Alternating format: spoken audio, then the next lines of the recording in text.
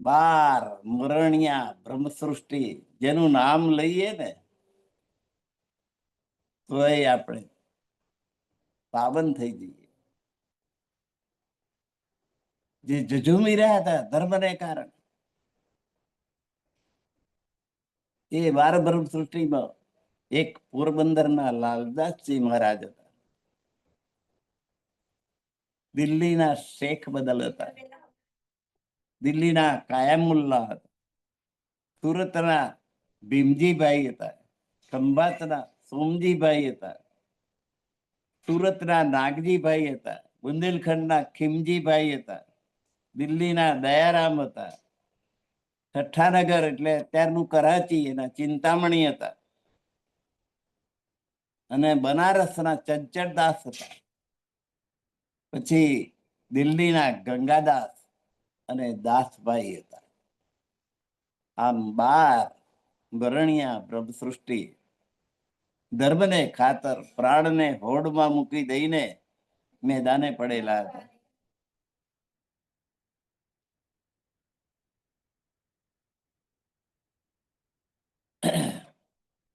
એ 12 જણનો સંઘર્ષ ચાલી રહ્યો હતો.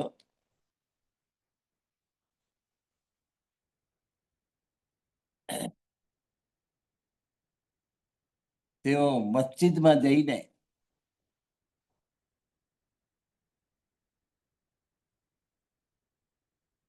સનંદો જોર જોરથી ગાવા લાગ્યા.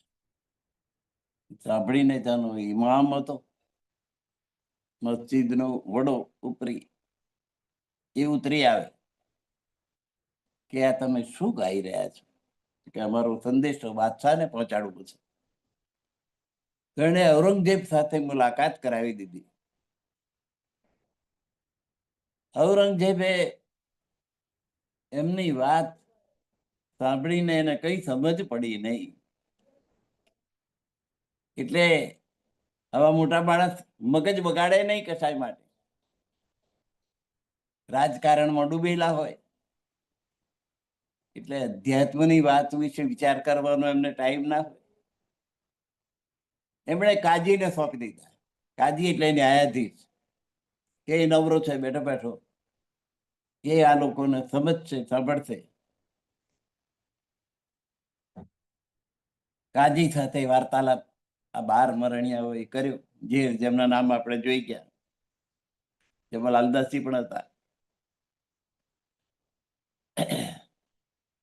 સનંદો સંભળાવી ભીમ અને લક્ષ્મણ દ્વારા, અને ખાતરી આપી કે આ જે સનંદો છે એની તમારા હદીશ ગ્રંથોનો ટેકો છે, એનું સમર્થન રાખ્યું છે, જેથી તમને સમજાય.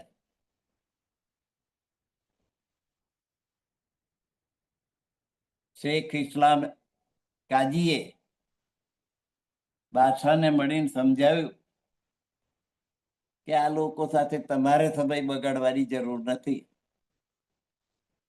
હું વાત કરીને એમને સમજાવી દઈશ. 12 જણને સીધી પુલા દે. એમની સાથે ચર્ચા કરવાને બદલે નજરબંધ રાખ્યા. એક હવેલીમાં રાખ્યા, પણ ચોકી પર બહાર જઈ ના શકે. એને નજરબંધ કહેવાય. ખાવું પીવું, પહેરવું ઉડવું, નાવું ધોવું, બધી સગવડ સરસ, પણ એ હવેલીની બહાર ના જઈ શકે. એ ચોકી પહેરો, એને નજરબંધ કહેવાય.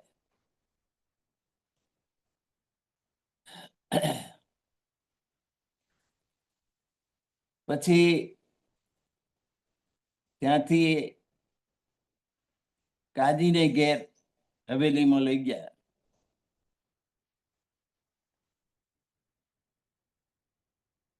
પ્રાણનાથજીએ જોયું કે આ નજર કેદ છે 12 જણા,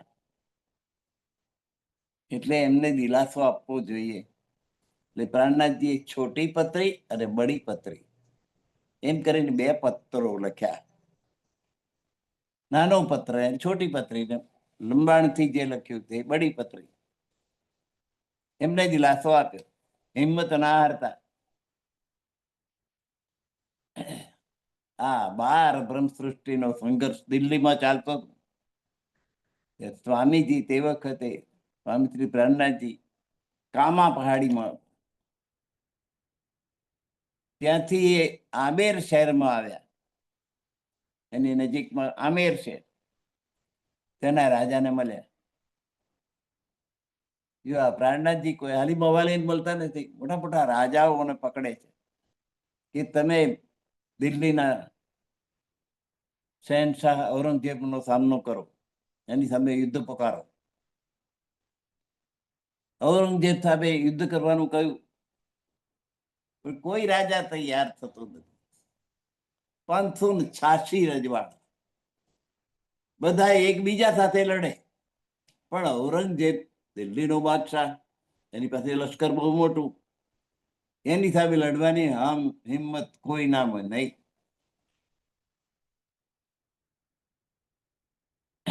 એક બે દિવસ પ્રાણનાથજીએ ત્યાં રોકાઈને એને સમજાવ્યો કે તમે એની સામે યુદ્ધ કરો,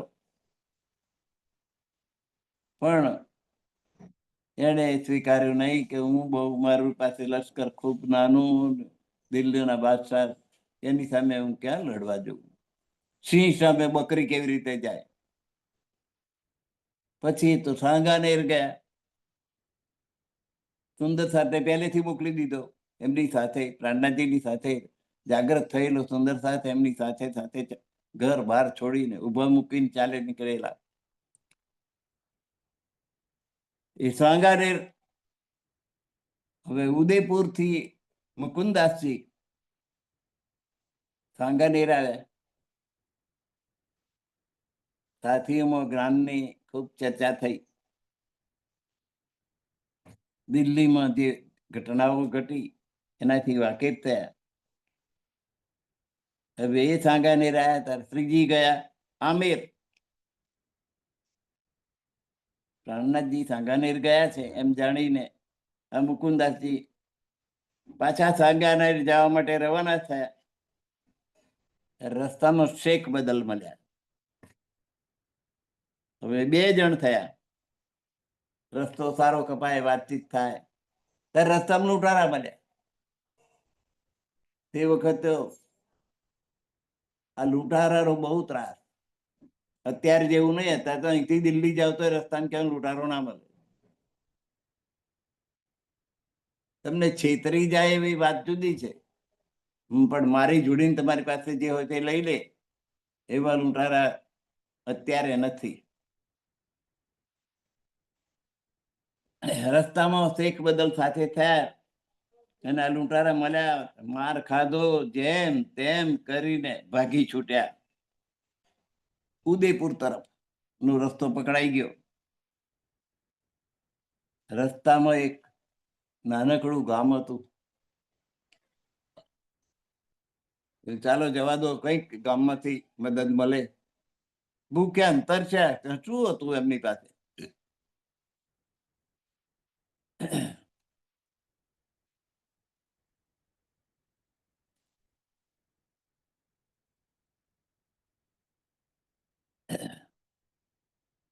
માર ખાધો, ભાગી છૂટ્યા. ઉદયપુર તરફ રસ્તામાં એક ગામ જોયું, એમાં ઘૂસ્યા. ત્યારે એક દુકાન આગળ પ્રાણનાથજીને બેઠેલા જોયા. સેવામાં છબીલદાસ, મુકુંદાસ, બધા કેટલાય દિવસથી મુકુંદાસે કબરપટામાં 400 રૂપિયા રાખેલા. તે વખત ખણખણતા ચાંદીના રૂપિયા, એટલે ચાંદીના રૂપિયાના આકારની કોથળી બનાવીને એક પછી એક રૂપિયામાં નાખીને આખો કબરપટ્ટો બનાવીને કેડે બાંધી શકાય.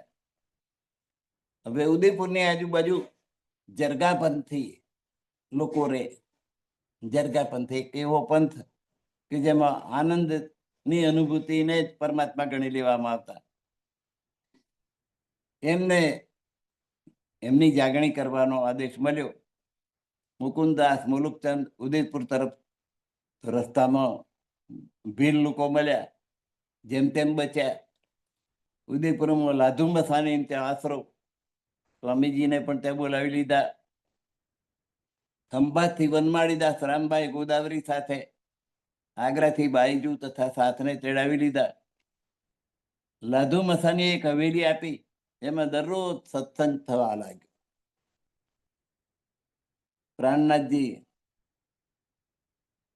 સત્સંગ કરે એટલે ધામ પરમધામ, પરમાત્માની પરમધામની લીલા, પરમધામ કેવું છે એ બધો સત્સંગ થાય. બે રજપૂત ભાઈઓ નૂર મોહમ્મદ, સૈયદ ભીખુભાઈ, રાધાભાઈ, રૂકમણી, સુંદરભાઈ, સોનભાઈ, મયારામ, વસુદેવ, સુખદેવ, દેરાસરી, આ બધા જાગૃત થયા.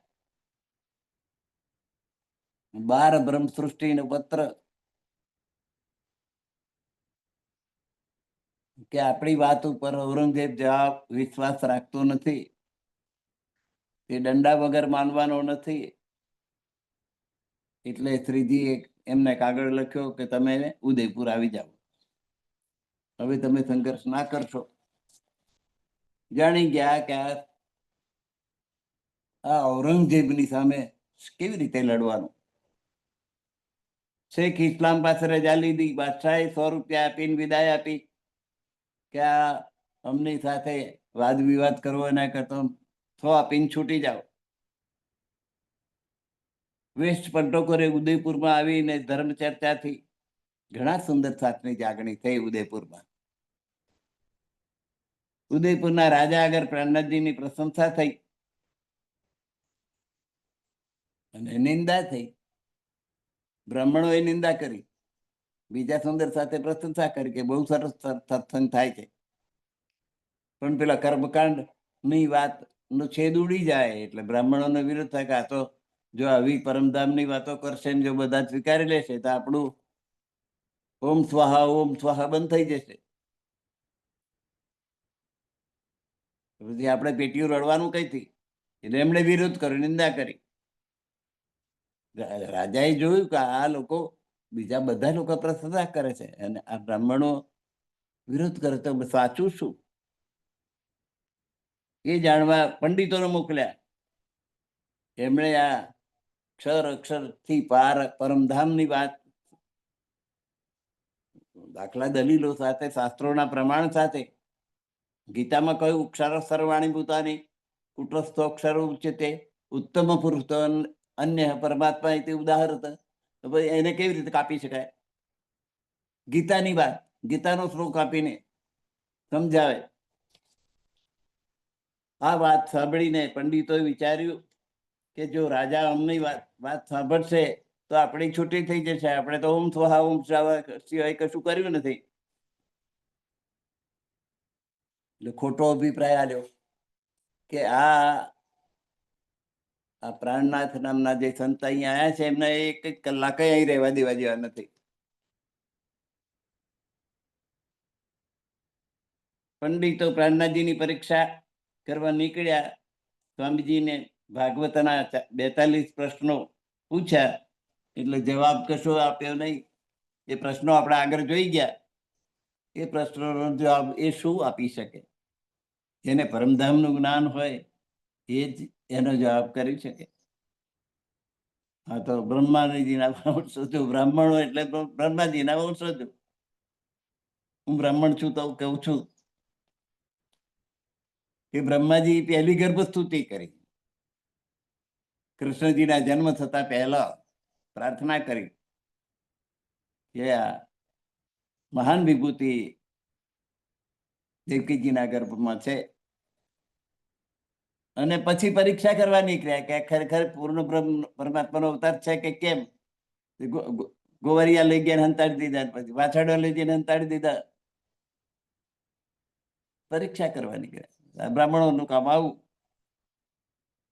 ઋષિઓ પાસે અન્ન માંગ્યું તો ના આપ્યું. ઋષિ પત્નીઓ આપ્યું ત્યાર પછી જોયું કે આ તો પૂર્ણ પરમાત્માનો અવતાર ને એને આપણી પત્નીઓએ ખાવાનું આપ્યું ને આપણે ના આપ્યું.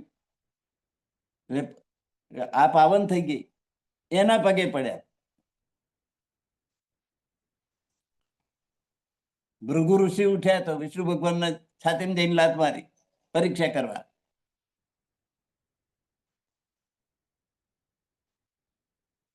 એટલે આ બ્રાહ્મણોએ જઈને રિપોર્ટ આપ્યો કે આ વૈરાગીઓ અહીંયા આવ્યા છે ને, પ્રાણનાથજી ને એનું સુંદરતા, એ કથા કામના નથી ને એમનું મોં પણ જોવા જેવું નથી. એટલે રાજાએ જોયું કે ભાઈ તપાસ તો કરવા દો. તલાવને કિનારે હવેલીમાં બધા સુંદર સાથને ભદ્રવેશ કર્યા.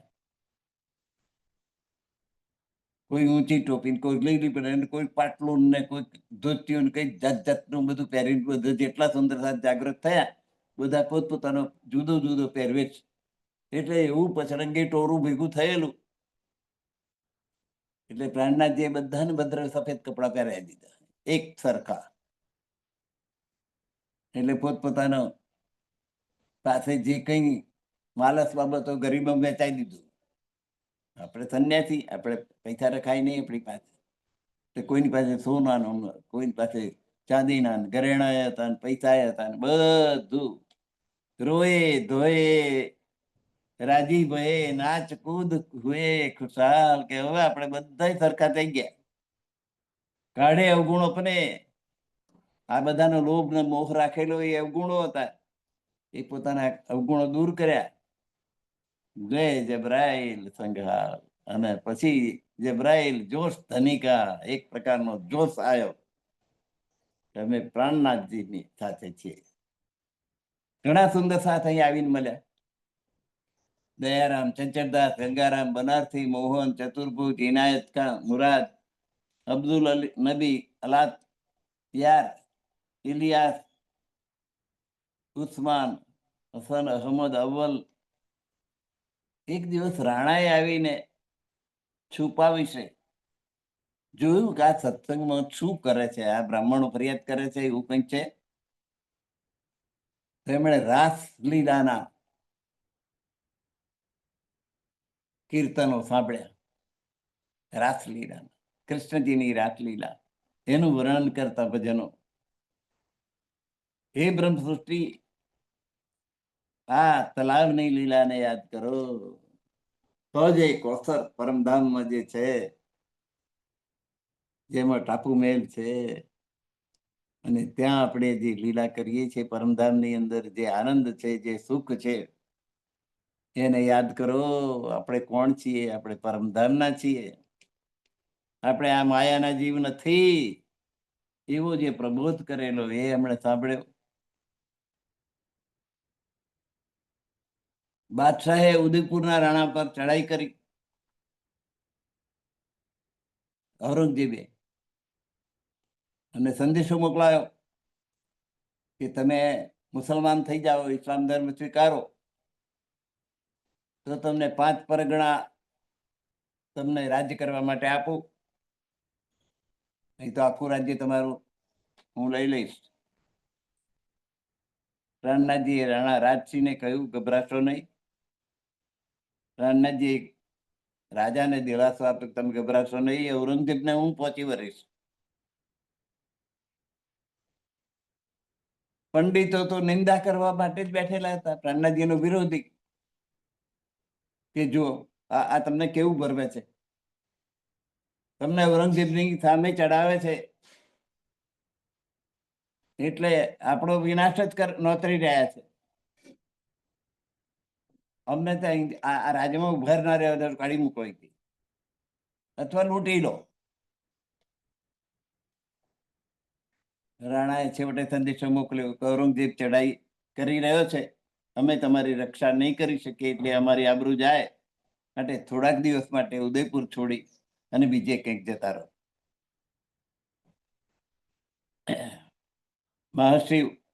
મહાસિંહ એ રાજાનો ભય હતો, તો એ આવ્યો. શિરપાવ આપી ખબરદાર રહેવા જણાવ્યું કે સાવધાન રહેજો, ગમે ત્યારે મુસલમાની લશ્કર આવી રહે.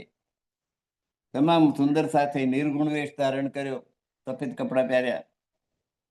સર્વ સામાન જે કિંમતી કંઈક હતું, સોના ચાંદી હીરા માણેક મોતી, બધું ગરીબો વેચી દીધું. અને શું રાખ્યું બધાએ? તુંબા, તુમડું, કુબડી એટલે વાકોડી લાકડી, ગોદડી પાથરવા માટેની એક ગોદડી.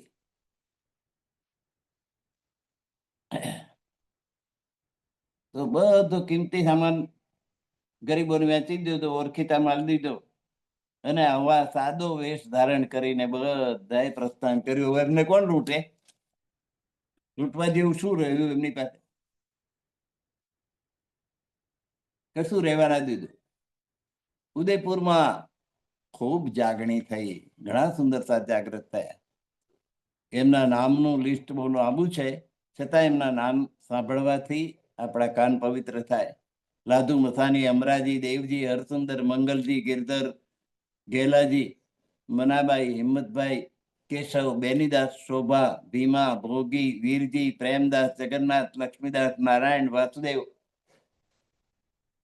પોલેવાસ, મોટીબાઈ, પુંજાબાઈ, કમલાબાઈ, ખુશાલી, લાલબાઈ, નાગરભાઈ, ભત્તુબાઈ, કેસરભાઈ, મનાબાઈ, ગંગાબાઈ, ગંગીબાઈ, લાડબાઈ, કૃષ્ણબાઈ, બાલબાઈ, સોના, ફૂલા, જીવી, દેવબાઈ, સહુબાઈ, ગંગા, જૂનું, તારું, લચ્છુ, ફૂલબાઈ, ભોગન, મથુરી, ગૌરી, મનુ, અમેઠી, દાની, ખેતી, બની, બેરાપી, નાની, ગોમાબાઈ, ગોમા, વીરબાઈ, નાથી, લખી, ભાગબાઈ, તારા, અંદુ, પૂરબાઈ, મનીબાઈ, ગંગબાઈ, ભાનાબાઈ, અમૃત, અમૃતદે, કર્મા, ચીમા, સહેલી, કાનબાઈ, મનાદે, ચીમા, સજની, દીપા. આ બધાની જાગણી થઈ.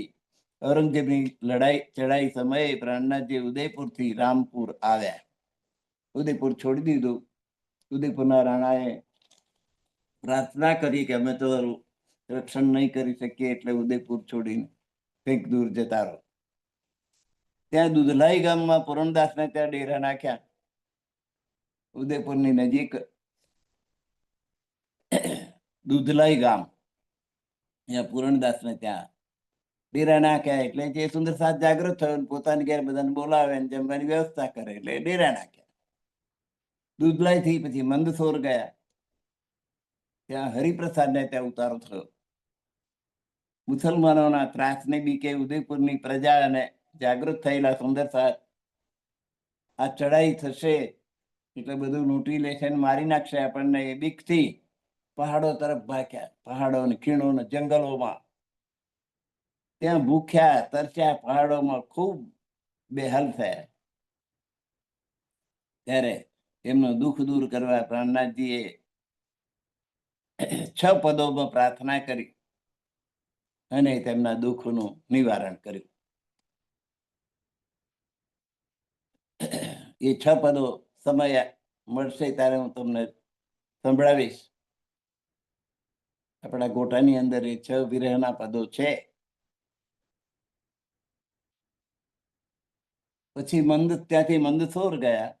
8 મહિના રહ્યા મંદસોરમાં. હરિપ્રસાદને ત્યાં ઉતારો. મંદસોરની ચારેય બાજુ ઔરંગઝેબી લશ્કર, છાવણી, પઠાણો. એ પઠાણો એમ પ્રાણનાથજી જે સનંદો ગાતા એ સાંભળવા પઠાણો આવતા. દૌલત ખાન, શેર ખાન, કોહટી, બીજા કેટલાક પઠાણો જાગૃત થયા. બીના એક મોહમ્મદ એ હેડિંગ વાળી એક સનંદ ઉતરી. આ સનંદથી દૌલત ખાનને જોશ આવ્યું. ઇબ્રાહિમ કુરાનની સુરતનો ઉતારો. સરાકો પાનને વાલા એટલે નીતિ નિયમ જે પારે એને સુન્ની, ઇસ્લામ ધર્મના જે નીતિ નિયમ છે એને ચુસ્તતાથી પારે એને સુન્ની મુસલમાન કહેવાય. અને જેની પર હિન્દુ ધર્મની અસર થયેલી હોય અને નરમ થયેલા હોય એ શિયા મુસલમાન. પણ એ મોમિનની કક્ષામાં આવી શકે નહીં. નિયમ, નીતિ નિયમ પારે, ઈશ્વરી સૃષ્ટિ. પણ જે પ્રેમ કરે, પ્રેમમાં કોઈ અનુક્રમ ના હોય. અને પ્રીતિ કરવું પ્રેમથી પ્રગટ થાય. પ્રેમની પ્રેમની પ્રેમની રે મને લાગી કટારી પ્રેમની. બધા સંતોએ પ્રેમનો મહિમા ગાયો છે કે પરમાત્માને પ્રેમ કરો.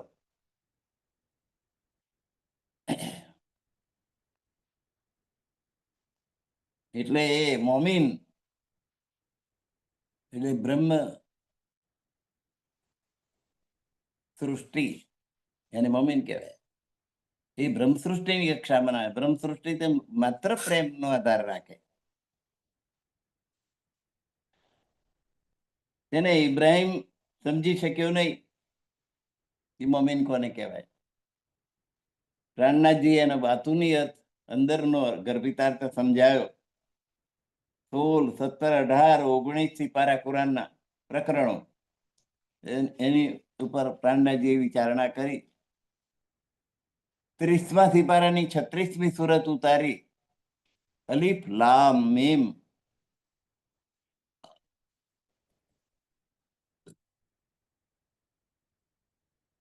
કુરાનની નકલ કરાવવાની શરૂ કરી. બીજો, ત્રીજો, ચોથો, 5મો સિપારો ઉતારવા માંડ્યો. અને એ કુરાનના સિપારા આ હિન્દુ થઈને ઉતારાવે એટલે આ ઇબ્રાહિમના મનમાં કપટ બેઠું. હવે એનો શું દુરુપયોગ કરશે? એટલે એ ઘેર જ લઈ જવા લાગ્યો કે હું બધું ઘેર લઈ જઉં છું, ઘેરથી પૂરું કરીશ. લાલદાસજી અને પ્રાણનાથજી લાલદાસજી 199 એટલે 99 જલપોત નું વહીવટ કરનાર માણસની દાનતની તરત ખબર પડી જાય. અને પ્રાણનાથજી જામનગરના દિવાન રહી ચૂકેલા અત્યંત ચબરાક, ચતુર અને બુદ્ધિમાન બે સમજી ગયા અને કહ્યું કે ના, આ તફસીર એટલે ભાષ્ય, ટીકા. જેમ ભાગવતની ટીકા છે એમ આ કુરાનની ટીકા. એ આપણને ચોખ્ખી ના પાડી દીધી કે ઘેર નહીં લઈ જવાની. એટલે ઇબ્રાહિમે કહ્યું કે હું મુસલમાનોને ભડકાવીને તોફાન કરાવડાવીશ, મારામારી કરાવીશ, આવી ધમકી આપી. મને લઈ જવા દો ઘેર. એટલે પ્રાણનાથજીની સનનથી જે પઠાણો જાગૃત થયેલા એ મદદે આયા અને પેલા મોહમ્મદ ખાન મારવા લીધો કે તું બીવડાવું છું એમને કે મુસલમાનો ભેગા કરીને તોફાન કરાય. એટલે પછી એ બિચારો માર પડવા લાગ્યો. એટલે પ્રાણનાથજીને શરણ કે મને બચાવો, બચાવો, બચાવો. માફી માગી કે મારી ભૂલ થઈ ગઈ. પછી એના ભાઈએ આ 5મો સિપારો લખી આપ્યો. ઔરંગઝેબની ચડાઈની બીકથી બધા સુંદરસાદ પહાડોમાં વેર વિખેર થઈ ગયા. નગરમાં રહે તો મુસલમાનોના હાથમાં સપડાય તો માર પડે કે વટનાવે કે મુસલમાન બનાવે. એ મુસલમાન ના બનાવી દે, માર કાપ ના થાય એટલા માટે બધી પહાડીમાં બધે સંતાઈ ગયા. પહાડોમાં, જંગલોમાં વેર વિખેર થઈ ગયા. ટોળા બંધ રહે તો પકડાઈ જવાય. કોઈક આ ઝાડ ની, કોઈક પેલા બીજા ઝાડ ઉપર. દિવસમાં એક વખત પ્રાણનાથજીના દર્શન કરવા માટે આવી જાય. ભિક્ષા માગી લાવે. જે ના ભાગ્યા હોય ને ઘેર રહ્યા જ હોય એમની પાસે ભિક્ષા માગે ને જોડી ભરી અને પ્રાણનાથજી પાસે. પ્રાણનાથજી ક્યાં કયું રસોડું ચાલતું હતું કે જમવાનું ચાલે. જે સુંદર સાતા તો એ તો ભાગી ગયેલા, જંગલમાં જતા રહ્યા. જે બાકી હતા એની વસ્તીમાં ભિક્ષા માંગતા અને જોડી ભરીને પ્રાણનાથજીએ શું ખાધું હશે કે પહેલા પ્રાણનાથજી પાસે લઈને આવે. પ્રાણનાથજી દરેકની જોડીમાંથી ટુકડો ટુકડો લે, ભિક્ષા ગ્રહણ કરે અને એમ ટુકડો ટુકડો ખાતા ખાતા પેટ ભરાઈ જાય. પતી ગયું. તો ભિક્ષાના વખાણ કરતા કે આ કોની જોડીનું છે, આ બહુ સ્વાદિષ્ટ, બહુ સ્વાદિષ્ટ. કોના કઈનું છે? બાયજુ રાત દાળ બનાવતા અને રોટી આ માધુકરી, અને ભિક્ષા માગવી અને માધુકરી કહેવાય. રોટી માધું કરીને અને બાઈજુરા દાળ બનાવે. ક્યાંકથી દાળની સેવા થઈ જતી એટલે બાઈજુરા રસોઈ બનાવવામાં હોશિયાર. એ દાળ બનાવી દે તો દાળ બાઈજુરા જ નહીં, અને રોટી માધું કરીને જે આવી હોય અને એમ કરીને પ્રાણનાથજી ધર્મને ખાતર કેટલા દુઃખ વેઠ્યા છે તમે જુઓ.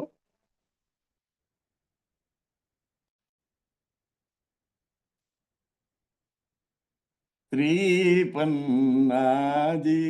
મેં आप विराजे पिया, सब दुख दूर हुए,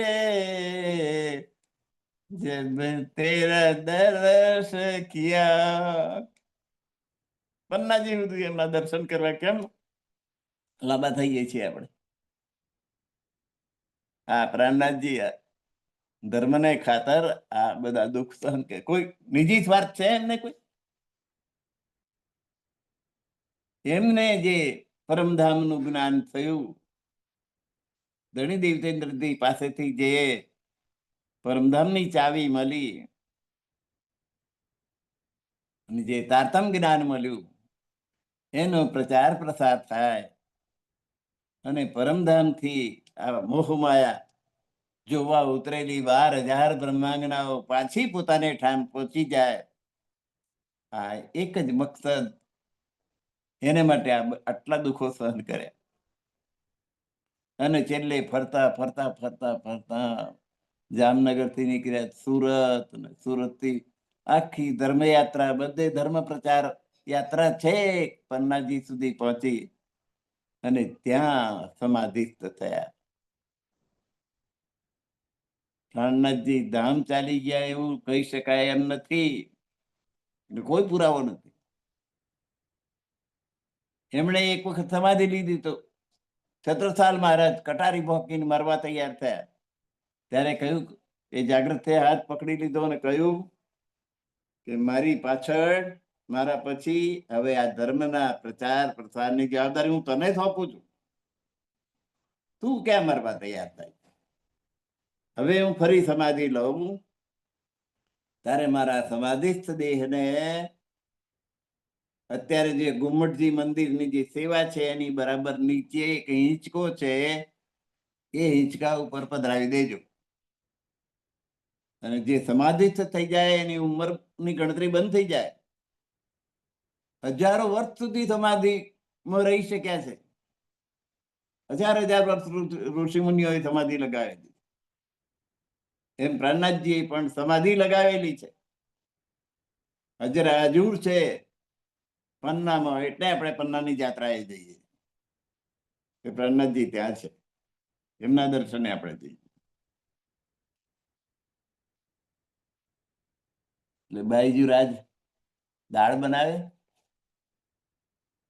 અને રોટી માધું કરીને. હવે પ્રાણનાથજી મુકુંદાસને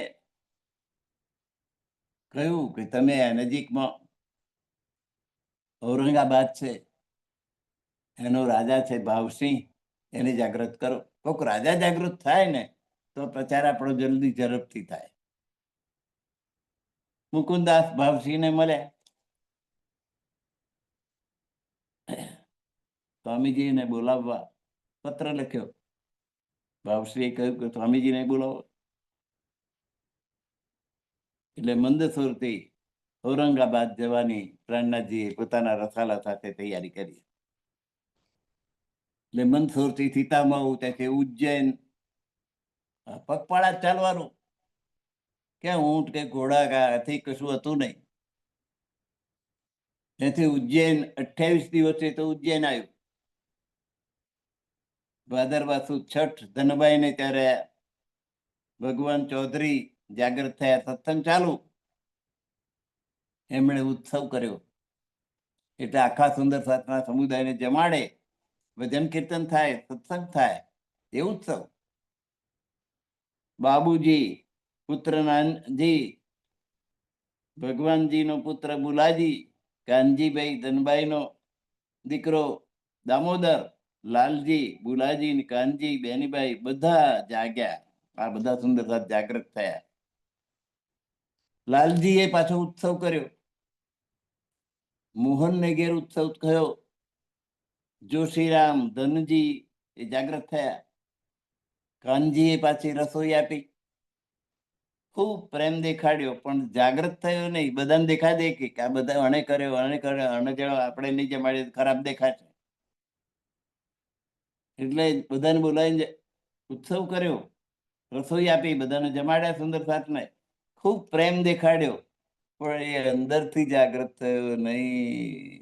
પરમધામની વાસના નહીં, એટલે એને શ્રદ્ધા બેઠી નહીં. એ કર્મકાંડમાં જ રહી ગયો.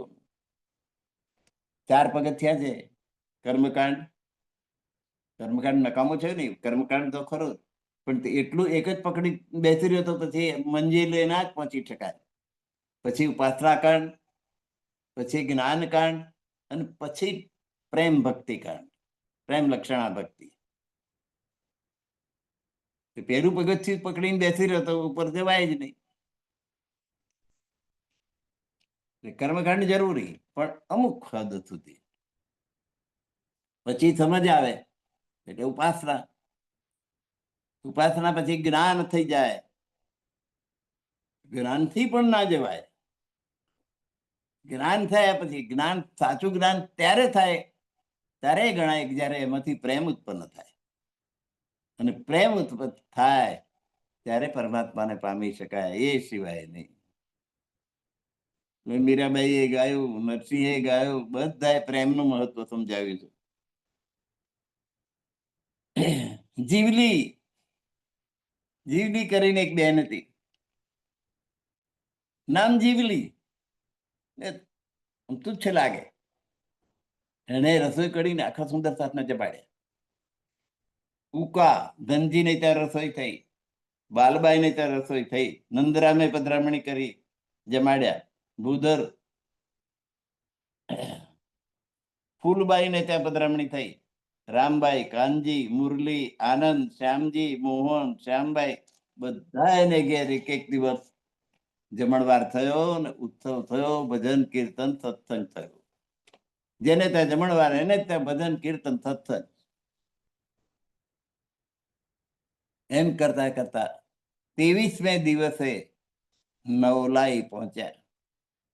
એક દિવસ સત્સંગ ત્યાં થયો. પછી લુનેરેમાં, ત્યાંથી લુનેરે નામનું ગામ છે, ત્યાં 2 દિવસ સત્સંગ થયો.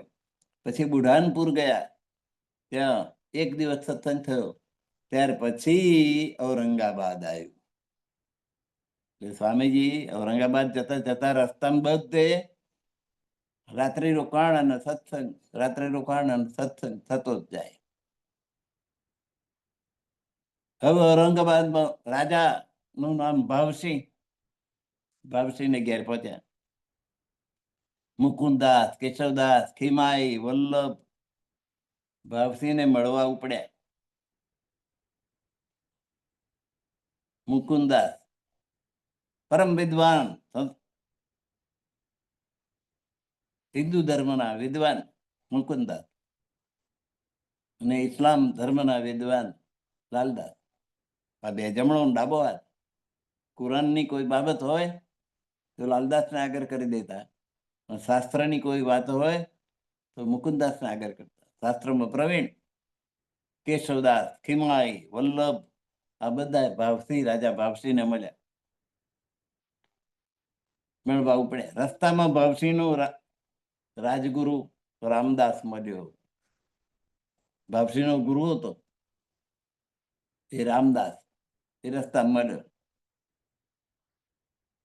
એને જોયું કે આ 4 જણા તો બહુ જ્ઞાની છે, અને એ જો રાજાને મળશે તો આપણી છૂટી, આપણને જે કઈ માન પાન મળે છે ને પૈસા ટકા મળે છે એ બધું બંધ થઈ જશે. તેથી તેણે આ 4 જણને ખૂબ માન મારીને નારાની પાર હકી કાઢ્યા. મુકુંદાસ, કેશવદાસ, ખીમાઈ અને વલ્લભ, આ 4 જણને ખૂબ મારીને જ્યાં સુધી ભાવસિંહના રાજાની હદ હતી એની પાર, એનું નાડું હતું, એ નારાની પાર મિલ ગયા.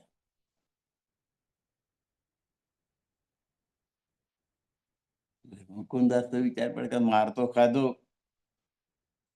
પણ ભાવશ્રીને મળ્યા વગર તો ના રહેવાય. ખાલી હાથે પાછા જવું માર ખાઈને, પ્રાણનાથજી આગળ શું મળીએ બતાવીએ.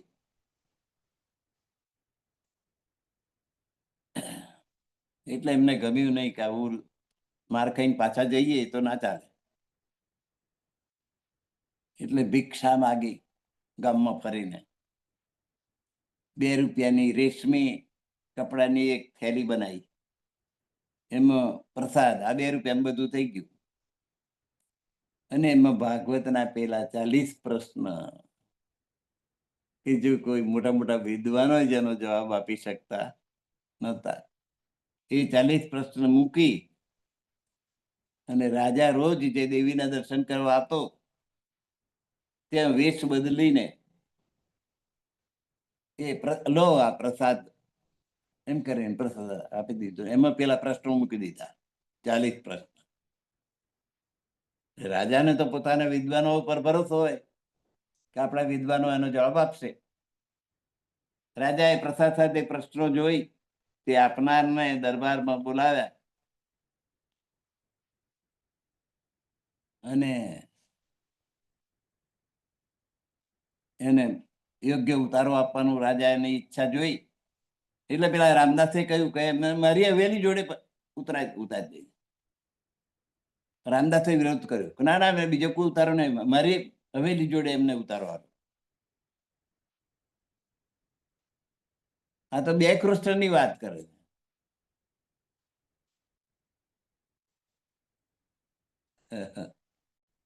એટલે એ આપણે એક જ કૃષ્ણને ઓળખીએ છીએ, એટલે આ કૃષ્ણમાં બીજા કૃષ્ણ, ત્રીજા કૃષ્ણ, એની બધી વાતો કરે.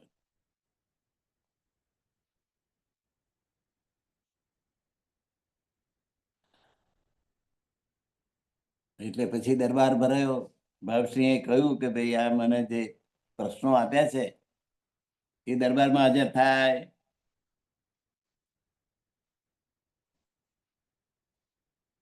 દરબારમાં હાજર થવાનું એલાન મળ્યું.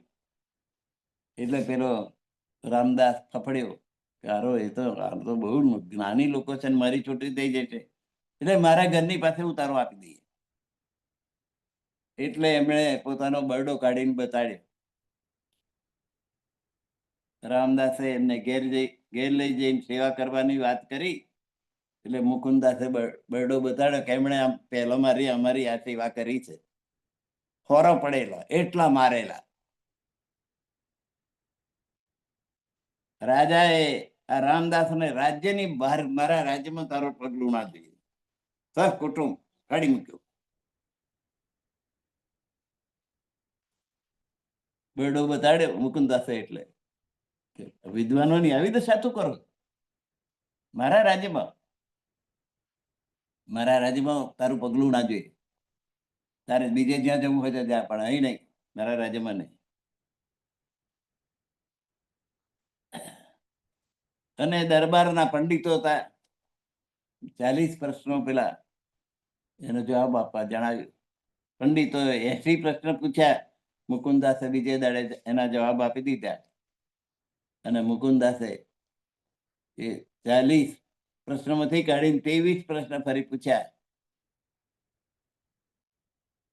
પંડિતો જવાબ આપી શક્યા નહીં. 15 દિવસની મુદત આપી, 15 દાડા પછી અભ્યાસ કરો વેદ શાસ્ત્રનો, પછી જવાબ આપો. એટલે પછી બધા પંડિતો મુકુંદાસને મળ્યા કે અમારો રોજી રોટી શું કરવા ખોવડાવો, અમને કાઢી મૂકશે ને અમને સજા કરશે. રાજા વાજાનો વાદ્ર, રીજે તો માથું આપી દે, ખીજે તો માથું લઈ જવું લે. અમારી રોજી જાય છે. મુકુંદાસે રાજાને સમજાયા કે એમનો અડધો પગાર ચાલુ રાખજો, કારણ કે એ પૂરી તૈયારી નથી કરતા, પણ એટલી દયા રાખજો. મુકુંદાસે વિનંતી કરી. મુકુંદાસજીને કહ્યું કે તમે તમારા ગુરુ પ્રાણનાથજીને અહીં બોલાવી લાવો. સવારી માટે હાથી ને ઘોડા આપ્યા. બુંદીની એક હવેલી ઉતારા માટે આપી કે જ્યાં બાજુરાજને રાખવાના. જવાબવાનો ખર્ચો આપ્યો. પ્રાણનાથજી રસાલા સાથે પ્રાણનાથનો બધા સુંદર સાથના રસાલા સાથે ઔરંગાબાદ આવી ગયા રાજા ભાવસિંહને ત્યાં. અને રાજા ભાવસિંહ રાજા પણ જ્યાં નરસિંહ મહેતાનું કીર્તન ચાલતું હોય, ભજન ચાલતું હોય તો નાચે. કઈક સામાન્ય માણસ નાચતો હોય ને એમ ભાવસિંહ નાચે. એટલો ભાવ આવેશમાં આવી જાય. સાચા દિલ વાળો.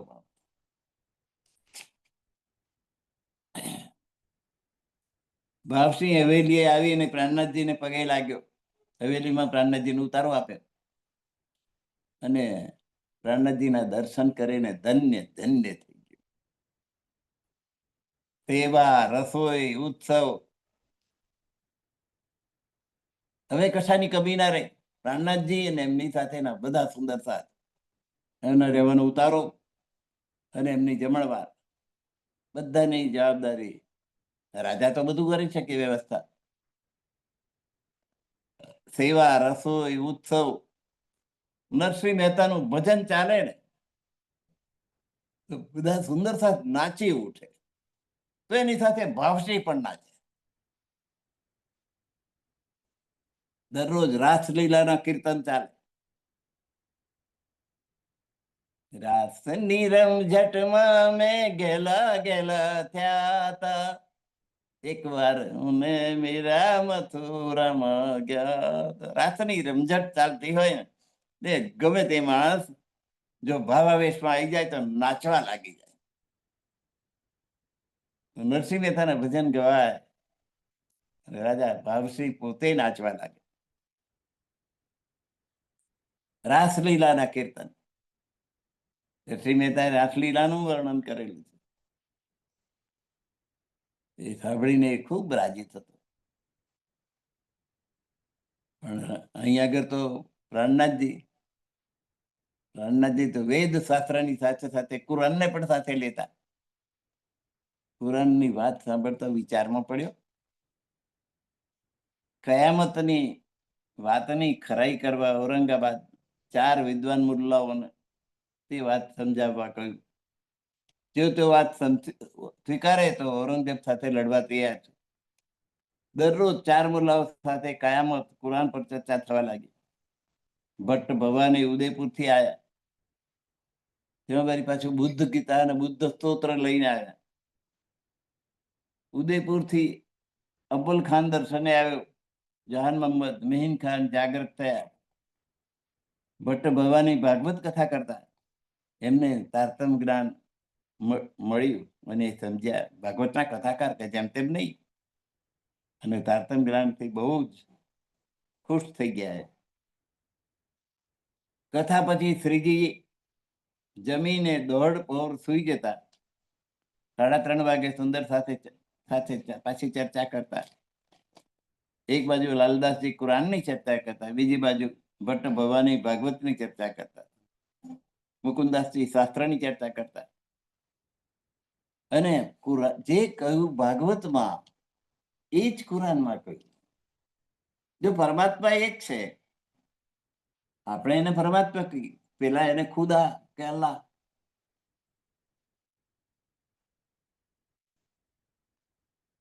ખુદા તારી જાતે જાગૃત થઈને આવે.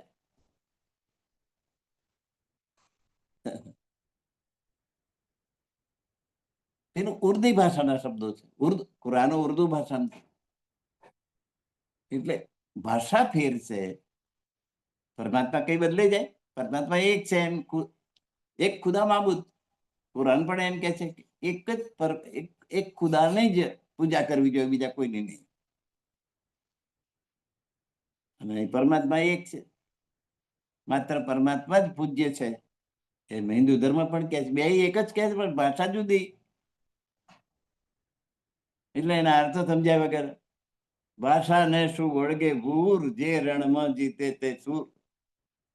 અખાએ કહ્યું, હે મૂર્ખ, ભાષાને શું વર્ગ્યો છું તું? જુદી જુદી ભાષામાં વાત તો એક પરમાત્માની છે. આપણે તો રણમાં જીતવું છે. કયું યુદ્ધ જીતવાનું? આત્માને પરમાત્મા પાસે મોકલવાનું. આપણી આત્માને પરમધામ પહોંચાડવી છે, એ આપણું યુદ્ધ નું ફળશ્રુતિ છે. ભાગવતની ચર્ચા કરતા કુરાન અને ભાગવત બંનેનું મિલાન કરતા. જો કુરાનમાં આવું કહ્યું, ભાગવતમાં આવું કહ્યું, વાત એક છે કે નહીં? જહાન મોહમ્મદ અર્ધપક્વ લાલદાસ સાથે વાદ વિવાદ કરવા લાગ્યો, પૂરું સમજ્યો નહીં. ત્રીજી એ પડતો મૂક્યો, બીજે દિવસે શરણે આવ્યો, 8 દિવસ કથા સાંભળી.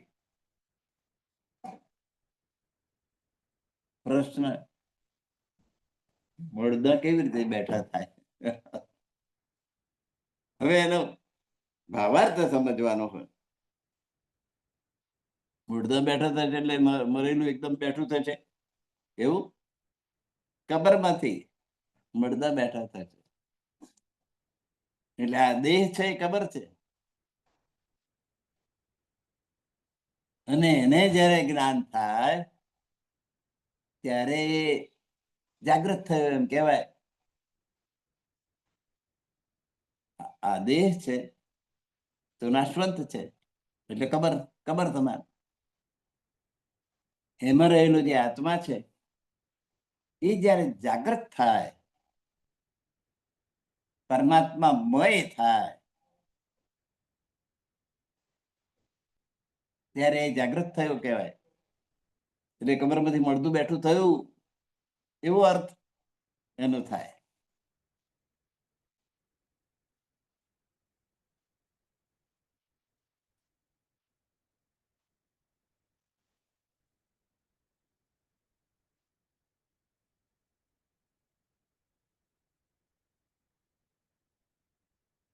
ઉદયપુરથી અબલ ખાન દર્શને આવ્યો, જહાન મોહમ્મદ, મિહિન ખાન, આ બધા જાગૃત થયા.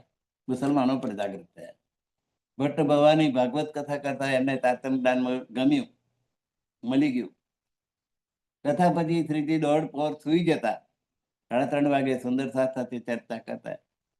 એક બાજુ લાલદાસજી કુરાનની ચર્ચા કરે, બીજી બાજુ ભટ્ટ ભવાની ભાગવતની ચર્ચા કરે, મુકુંદાસ શાસ્ત્રોની ચર્ચા કરે.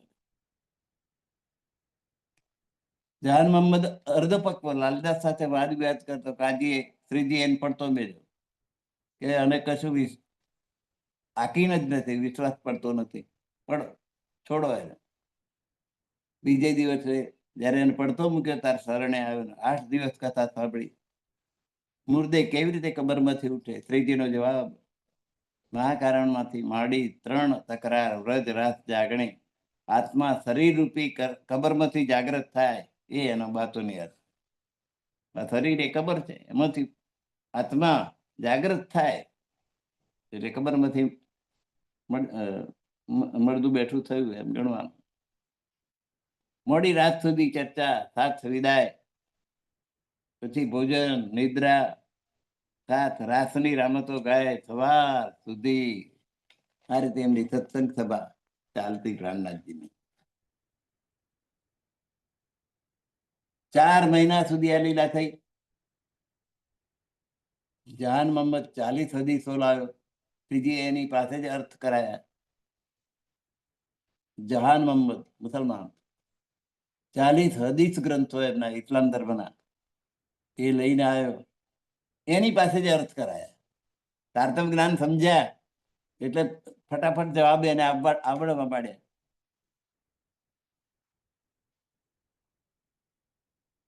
હવે ભાવસીનો વહીવટદાર હતો ફતેહ મોહમ્મદ. આ દરમિયાન ઔરંગાબાદના રાજા ભાવસિંહનું અવસાન થયું, એટલે એમનો દીવાન હતો ફતેહ મોહમ્મદ મુસલમાન, એની સત્તા વધી ગઈ. એટલે એને વિચાર કર્યો કે આ બધું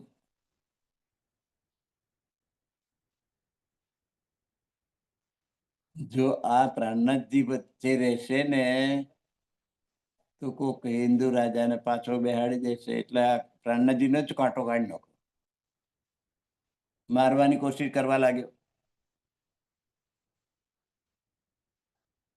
વિચારવા લાગ્યો.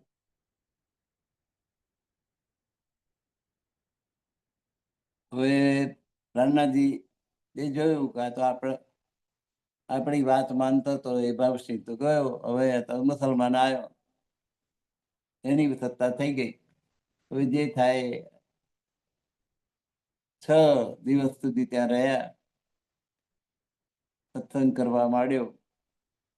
પછી બુઢાનપુરથી દિલ્હી કાજી સાથે મુલાકાત. શેખ ઇસ્લામે બીજે દિવસે સવારે બોલાવ્યા, પાછો લાલદાસજી સાથે વાદ વિવાદ. પણ આની જાગણી થઈ નહીં. એટલે લાલદાસજીને મારી નાખવાનો મનસૂબો કર્યો. જ્યારે શાસ્ત્રોથી ના જીતી શકાય, કુરાનથી ના જીતી શકાય, ત્યારે એનો કોટો કાઢી નાખો. એ મનસૂબો થયો એટલે રાણાજીને સમજ પડી ગઈ કે જાગણી તો ના થઈ, પણ ઉપરથી જીવ ખોવાનો સમય આવે. રાણાજીએ એમને પાછા બોલાવી લીધા.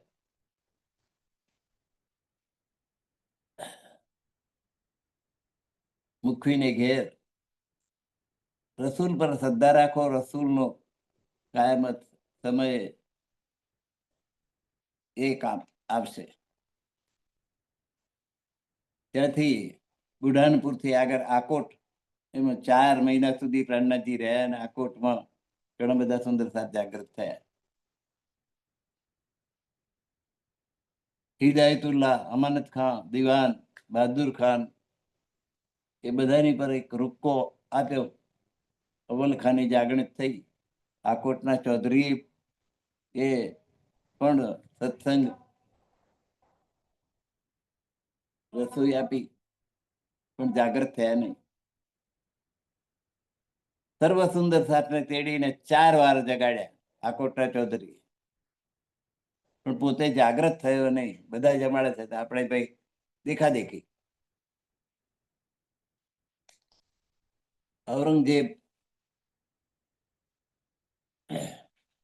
ઔરંગાબાદ ફતુવલ્લા પર પત્ર. કુરાનના પ્રારંભિક પ્રશ્નો ઇસ્લામના પ્રચાર માટે પહેલેથી ખબર કસી, પછી તમે જ તેનો વિરોધ કર્યો. ખુદાના ગુનેગાર, જો તમે બ્રહ્મસૃષ્ટિ છો, જો તમે પરમધામના છો, તો તમે 12,000માંથી હો તો જવાબ આપજો. તમે કુરાનમાં જણાવેલ મોહમ્મદના હો, જો તમે અસરાઈલની ટોળીના હો, તો એણે કહેલ કયામતના 7 નિશાન સમજાવજો. તમે કુરાનના આરફ હો તો આ પ્રશ્નોના ઉત્તર આપજો. જો ઉત્તર આપશો તો અમે બધા લાખો હિન્દુઓ ઇસ્લામ ધર્મ સ્વીકારી લઈશું. જ્યાં સુધી ઉત્તર ના આપો ત્યાં સુધી તમારે માટે ખાવું પીવું પણ હરામ બરાબર છે. આવો ઔરંગાબાદ ફતુલ્લા પર આવો પત્ર લખ્યો. ઔરંગાબાદનો હાકિમ જે બની ગયો, એટલે આ શું જવાબ આપે? ભાઈથી ભાગીને અવ્વલ ખાન આવ્યો, તેને ઇમામ મહેદીની ઓળખાણ થઈ ગઈ. ભાઈથી અવ્વલ ખાન, એમનો જે ભાઈ હતો એ આવ્યો ને એને એમ લાગ્યું કે આ પ્રાણનાથજી ખરેખર ઇમામ મહેદી છે. આત્માના સંબંધીઓ સાથે રહેવા દેહના સંબંધીઓને ત્યજી દીધા, અને આ તો મારી આત્માનો સંબંધી છે. એટલે દેહના સંબંધી બીજા મુસલમાનો જે હતા, એ જે પ્રાણનાથજીનો માનતા નહોતા, એમને છોડી દીધા, અને આત્માના સંબંધી પ્રાણનાથજીની સત્સંગની ટોળીમાં, સુંદરસારની ટોળીમાં આવી ગયો.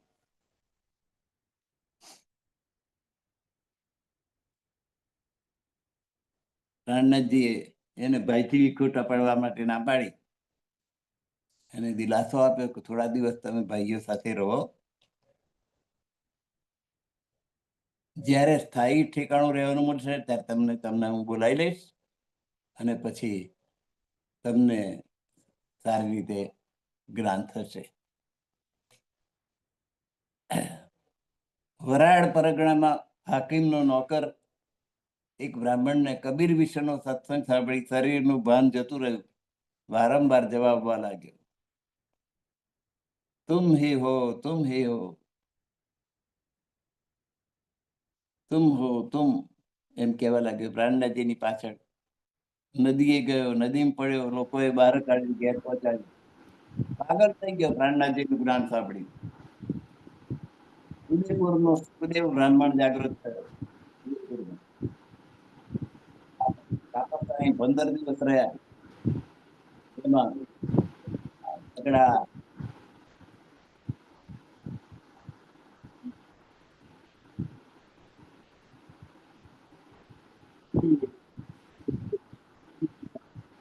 સેવા કરી. બધાને પોતાને ઘેર રોકાવા વિનંતી કરી. મારે ખેતરમાં જુવાર ખૂબ જ થઈ છે, બધાનું ભરણ પોષણ થશે. 3-4 દિવસ સુધી ઉત્સવ રસોઈ કરી. પછી દેવગઢ તરફ રવાના. રસ્તામાં ફકીર મળ્યો, તેને સાખીઓ કહી, એની સાથે ખૂબ સત્સંગ થયો. દેવગઢ, ત્યાંથી દેવગઢ ગયા પ્રાણનાથજી, અને દેવગઢમાં 4 દિવસ રામ ટેકરીના રાજાને સંદેશા પર રાજાએ દેવગઢમાં 4 દિવસ સત્સંગ કર્યો. રામ ટેકરીના રાજાએ નજીકના હતા. એમણે પ્રાણનાથજીના સંદેશા પર ધ્યાન ના આપ્યું, એટલે દેવગઢના કોઈ લોકોએ પણ ધ્યાન ના આપ્યું, એટલે પ્રાણનાથજી રામનગર તરફ રવાના થયા. શ્રીજી ઘોડા ઉપર સવારી કરતા, સાથે સુંદરસાસનું લશ્કર ચાલતું. જાગૃત થયેલા બધા સુંદરસાસ પ્રાણનાથજીને ઘોડા ઉપર બેસાડી. સુંદરસાસ ભદ્રવેશમાં મુસાફરી કરતા. બધાએ સફેદ વસ્ત્રો ધારણ કરેલા, ભદ્રવેશ. તેમના સાચા સ્વરૂપને ઓળખી શકતું નહીં, કારણ કે ભગવા પહેર્યા હોય ને દેખાવો કર્યા હોય, ટોપીઓ ઊંચી બનાવી હોય, તો લોકો તો પામા થાય છે. રહેલા પ્રાણનાથજી ને એમના સુંદર સાથના સમુદાય ઓળખી શક્યા નહીં. ગોંડોના ગામમાં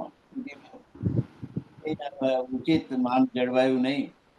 રામનગર કેતકી નદીને કિનારે ગણેશ આશ્રમ પાસે તબેલો બનાવી રહેવા લાગ્યા. તબેલો એટલે લાંબો શેડ, અને ત્યાં બધાએ સુંદર સાથ આરામથી રહી શકે એવી રીતે એવું સતઈ પરિવાર સહિત આવ્યો. પછી સુકઈ અને ચુડામણી આવ્યા. પછી કુંજા, વીરજી, રામરતન, ગંગા, સંતા, બેટી, કૌશલ્યા, જાતમુખ,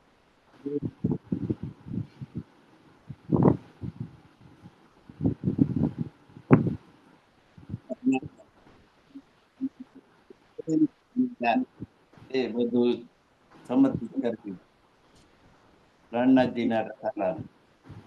સુંદર સાથ.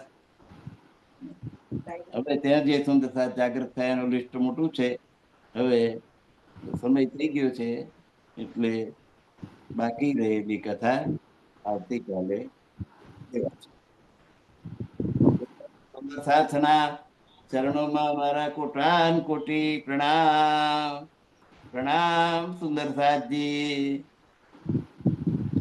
ગુરુવર્ય ધનેશ કુમારજીના ચરણોમાં કોટાન કોટી પ્રણામ. સર્વ સુંદર સાથને પ્રેમ પ્રણામ.